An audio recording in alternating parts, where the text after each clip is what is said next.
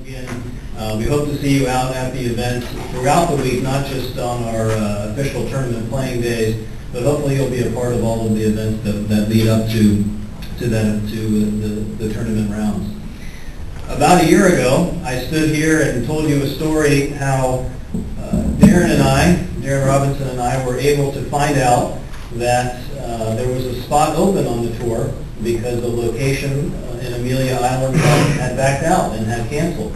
And I told you a year ago that we went on a very aggressive campaign with Ryan Waters of the Hooters tour to capture this particular event and bring it to Marion County.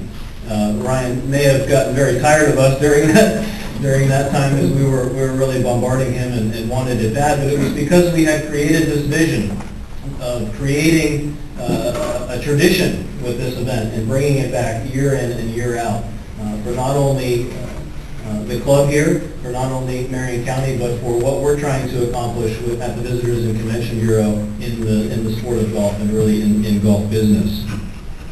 I want to point out a couple things. I'll tease your brother a little bit later, but I want to point out a couple things in the video that were incorrect. From our surveys last year, we found out a tremendous amount of information that is very beneficial in our business to justify these types of events. And we determined that over 660 hotel rooms were created as a result of the tour coming to Marion County. That's a solid number for us. That's a great number. Our very busy time of the year when it comes to athletic events is really the end of January through the middle of April. And this event fits perfectly within that window.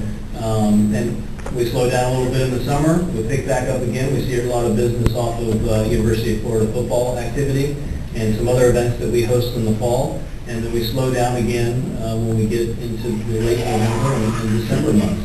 So this event really fits perfectly within our calendar, and it plugs some holes, if you will, throughout the calendar year where our hospitality community here locally is dying for business. I'd also like to point out, and again I'll tease them about this later, but our survey showed that just over $500,000 was created in economic impact as a result of the event. I think he undershot it a little bit in the video.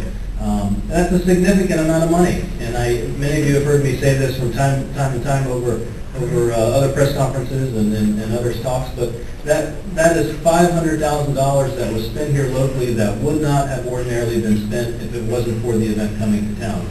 And that's